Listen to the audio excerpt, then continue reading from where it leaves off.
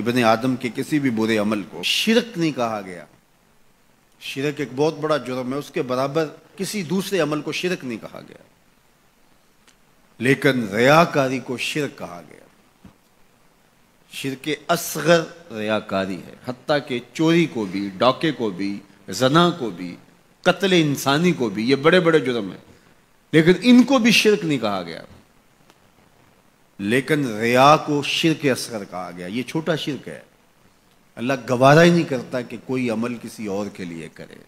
شرک کی جس طرح معافی نہیں ہے، اسی طرح شرک اصغر جو ہے، اس سے ملوث عمل کسی صورت میں بھی قبول نہیں کیا جائے گا، چاہے وہ کتنا ہی بڑا عمل کیوں نہ ہو.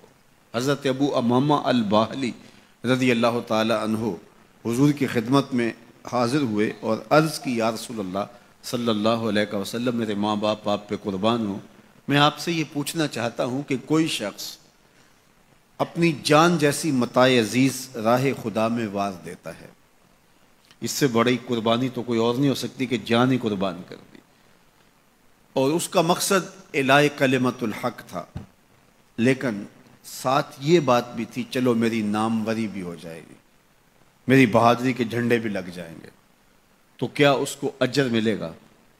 تو حضور نے فرمایا فلا شیء لہ، اسے کوئی اجر نہیں ملے گا.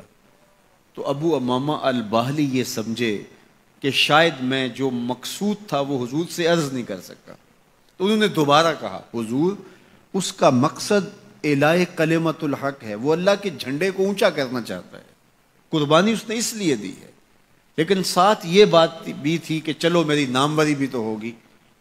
تو حضور نے فرمایا فلا شیء لہ، اسے کوئی اجر نہیں ملے گا. یہ پھر سمجھے شاید میں مقصود بیان نہیں کر سکا، تو پھر عرض کی حضور اعلاء کلمت الحق کے لیے، اللہ کے دین کو غالب کرنے کے لیے، اسلام کے جھنڈے کو اونچا کرنے کے لیے اس نے اپنی جان واری ہے، لیکن ضمن میں یہ بات بھی تھی کہ چلو ساتھ میرا نام بھی تو اونچا ہوگا، میری ناموری اور شہرت کے جھنڈے بھی تو لگیں گے. تیسری مرتبہ جب دہرا کے پوچھا تو حضور نے پھر فرمایا فلا شیء لہ، ابو امامہ اسے کوئی اجر نہیں ملے گا، اور فرمایا اللہ صرف اسی عمل کو قبول کرتا ہے جو صرف اسی کے لیے کیا جائے، صرف اسی عمل کو قبول کرتا ہے. اب ذرا دیکھیے کہ اللہ تعالیٰ جل شانہ کی یہ غیرت ہے کہ وہ اس عمل کو قبول ہی نہیں کرتا جو غیر سے ملوث ہو جائے، وہ صرف اس عمل کو قبول کرتا ہے جو محض اس کے لیے کیا جائے، اور اس کے علاوہ عمل کو شرک اصغر قرار دیا گیا. تو شیطان کی کوشش یہ ہوتی ہے کہ وہ عمل کو ریا میں مبتلا کر دے تاکہ یہ عمل کی مشقت بھی گوارا کرے اور اس کو اس سے کچھ حاصل ہونے کی بجائے الٹا اللہ کی ناراضگی ملے. اور اگر کوئی شخص ریا سے بھی بچ نکلتا ہے، اس نے تنہائی میں سجدے کیے، اس نے انتہائی مخفی انداز میں راہ خدا میں خیرات کی، تو انتہائی خلوص کے ساتھ اس کے اعمال سر انجام ہوئے، تو شیطان کا اگلا حملہ اس پر یہ ہوتا ہے کہ اس کو عجب میں مبتلا کر دے.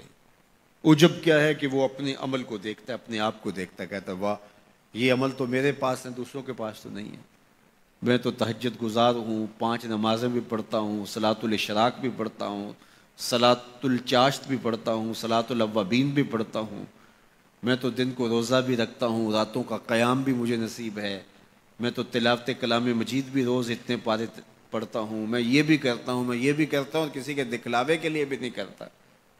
تو وہ اپنے اس عمل کی وجہ سے عجب میں، خود نمائی میں اپنے آپ کو دیکھنے لگ جاتا ہے، اور وہ جو عمل نہیں کر رہے ہوتے ان گناہ گاروں کو حقیر جاننے لگ جاتا ہے. تو یہ عجب اس کو برباد کر دیتا ہے، اور عجب اس کے عمل کے حسن کو اور عمل کے جمال کو چھین لیتا ہے.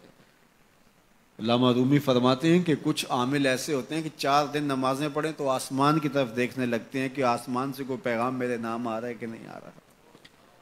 تو جبکہ یہ راستہ تو محض اس کی رضا کے لیے چلتے رہنے کا ہے، ساری زندگیاں گزر جاتی ہیں. حضرت ذوالنون مصری کہتے ہیں کہ میں ایک شخص کے پیچھے دوڑتا تھا اور وہ فقیر میری طرف نظر اٹھا کر بھی نہیں دیکھتا تھا.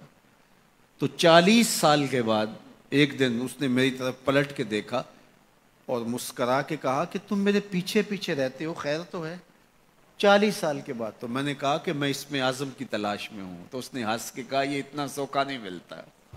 تو کہا میرے 40 سال بیت گئے اور آج اس نے نظر اٹھا کے دیکھا. ریا کے بعد اگلا مرتبہ شیطان کے لوٹنے کا وہ عجب ہے، وہ اس کے اعمال کو مزین کر کے اس کے سامنے رکھ دیتا ہے اور وہ سمجھتا ہے کہ یہ میرے پاس یہ عمل ہے، اوروں کے پاس نہیں ہے۔ لیکن اللہ کسی کے اعمال کا حجم نہیں دیکھتا، اللہ تعالیٰ جل شانہ بندوں کے عجز کو دیکھتا ہے۔ وہ گناہ جس گناہ کے بعد جو ہے وہ شرمندگی ہو جائے، اس نیکی سے بہتر ہے جس نیکی کے بعد عجب اور تکبر پیدا ہو۔ اللہ کو وہ آنسو قبول ہیں جو ندامت کے ہیں،